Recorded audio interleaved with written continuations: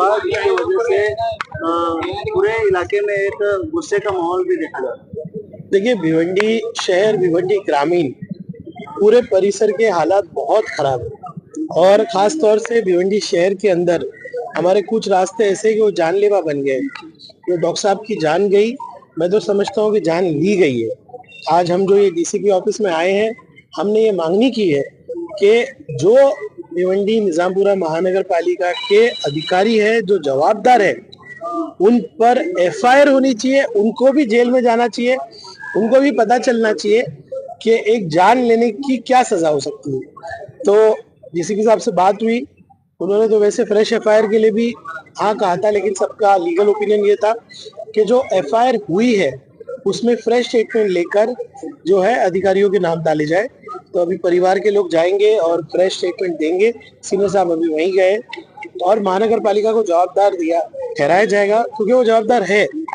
दूसरी बात कि महानगर पालिका के वो इंजीनियर जिन्होंने ये ब्रिज का काम शुरू किया, उन्होंने ट्रैफिक पुलिस को कोई इंटीमेशन ही नहीं दिया। तो ये जवाबदारी फिक्स की जाएगी, उन पर कार्रवाई की जाएगी। उसके साथ साथ जहां जहां भी अतिक्रमण है जिसकी वजह से ट्रैफिक जैम होता है, उस पर कार्रवाई की जाए। सबसे ज्यादा अहम मुद्दा ये जो देखा जाए तो इस रास्ते पर भिवंडी वाड़ा रास्ते पर बड़े पैमाने पर फटे हैं और अब तक इस 1 महीने के अंदर 3 जाने जा चुकी है। बिल्कुल, अभी मेरी जो कमिश्नर साहब से बात हुई है, उनका कहना था कि हमने 50 लाख रुपए का कुछ वर्क ऑर्डर दिया है, लेकिन बारिश की वजह से मैं काम नहीं कर पा रहा था, क्योंकि अगर मैं डामर डालूंगा तो निकल जाएगा। अब ये तय हुआ है कि इमीडिएटली उसका काम शुरू करेंगे। ये सब बातें हैं। मैंने कमिश्नर साहब से ये कहा कि अगर आप पूरी तरह से खड्डा नहीं भर सकते तो मोटरेबल तो कर सकते हैं, मेंटेन तो कर सकते हैं, वो चीजें भी नहीं हुई। इन सब चीजों का ध्यान लेते हुए कमिश्नर खुद जो है अंतर्गत भिवंडी निजामपुरा के भी शोकॉज कार्रवाई शुरू करेंगे। सर, हर साल करोड़ों रुपए की लागत से रोड रिपेयरिंग का काम किया जाता है। इस बार भी इसी तरीके से काम किया गया। आगे का क्या फैसला होगा, क्योंकि इसी तरह से अगर हालात रहे? बिल्कुल, मैंने तो आज सभी माजी नगर सेवकों से कांटेक्ट किया है, मैं दूसरे आमदारों से भी कांटेक्ट कर रहा हूँ, खासदार साहब से भी बात करूंगा। मैं नागरिकों से भी कहूंगा कि देखो, इतना लोग रो रहे हैं, पूरे भिवंडी शहर के स्कूल के बच्चे। आज मेरे को आने में 3 घंटा लगा, जाने में 3 घंटा लगेगा, फिर कल मैं आने वाला हूँ 3 घंटा, मैं 12 घंटा गाड़ी में रहने वाला हूँ। तो कहीं ना कहीं सीरियसली हमको बैठकर एक बड़ा आंदोलन खड़ा करने की जरूरत है। सम्मान्य मुख्यमंत्री जी को पत्र के माध्यम से मैंने अभी ये भी कहा है कि अगर ये चीजें सॉल्व नहीं होती तो भिवंडी में बड़ा आंदोलन होगा, और हो रहा है जगह जगह।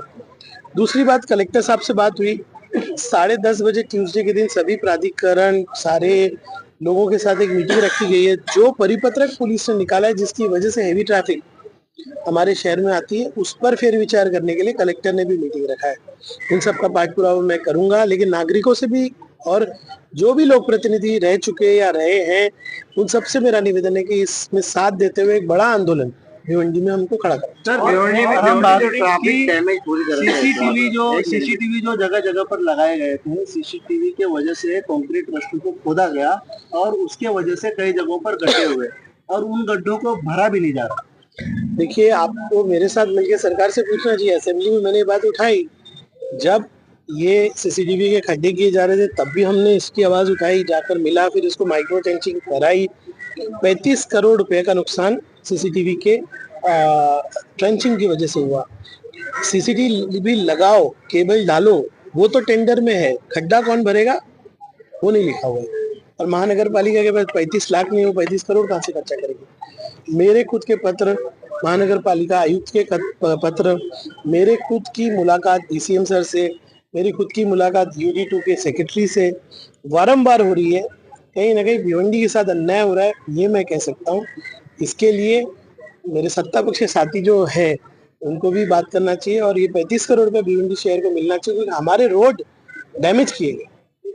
सर, ये ट्रैफिक जाने के बाद यहाँ पर मीटिंग होती है, आप खुद भी कई सारी मीटिंग यहाँ पर कर चुके हैं, मगर सोल्यूशन नहीं मिलता, सिर्फ मीटिंग होती है। ऐसा नहीं है कि सोल्यूशन नहीं मिलता, रोज बने हैं, ये आपको स्वीकार करना पड़ेगा, और मीटिंग से ही सोल्यूशन निकलेगा। आवाज उठाने कहाँ जाएंगे हम लोग? आज डीसीपी के पास गए, कलेक्टर के पास जा रहे हैं, मंडे ट्यूसडे CM DCM से मिल रहे हैं। हम लोग प्रतिनिधि आवाज उठा सकते हैं, और आवाज उठा रहे हैं, और बुलंद तरीके से उठा रहे हैं। कोई एक असेंबली का सेशन ऐसा है कि जिसमें भिवंडी के हालात आपने नहीं सुने, कोशिश पूरी की जा रही है। रिंग रोड, तो रिंग रोड पे क्या अपडेट है? क्योंकि जो लैंड एक्विजिशन के लिए बोलते हैं कि हमको कंपेंसेशन ठीक से नहीं मिल रहा है। नहीं, ऐसा नहीं है। रिंग रोड के ताल्लुक से पिछले 2 महीने में 3 बार सम्माननीय मुख्यमंत्री जी से बात हुई है। सम्माननीय मुख्यमंत्री जी ने क्या कहा है वो मैं बताता हूँ।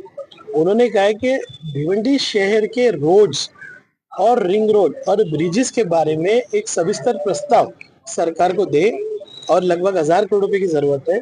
सीएम सर ने मुझे, सम्माननीय महेश चोगले जी, हम सबको वादा किया कि मैं पॉजिटिवली सोचूंगा।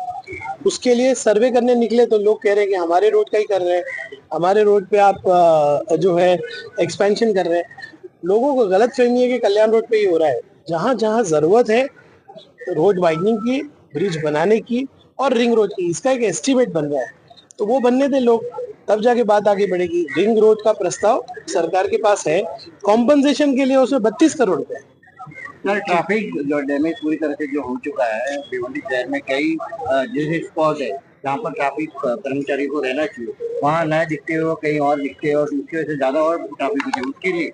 उसके लिए मंडे के दिन 11 बजे दोनों डीसीपी जा रहे हैं कमिश्नर के पास, मैं 10:30 बजे जा रहा हूँ। लेकिन आपको ये भी मानना पड़ेगा कि हमारे नौजवानों को और भिवंडी के नागरिकों को ट्रैफिक वायलेशन भी थोड़ा रोकना पड़ेगा। आप 1-2 किलोमीटर के ऊपर जाएंगे ना, 50 से 60 वायलेशन मैं देखता हूँ। हर जगह पे पुलिस खड़े रह सकती है क्या? मेरी नागरिकों की क्या जवाबदारी है, ये भी देखना होगा। जब मैं ट्रिपल सीट चलता हूँ, मैं हेलमेट नहीं करता हूँ, रॉन्ग साइड डिवाइडर हटा के, मानते कि नहीं ये बातें? तो लोगों को, नागरिकों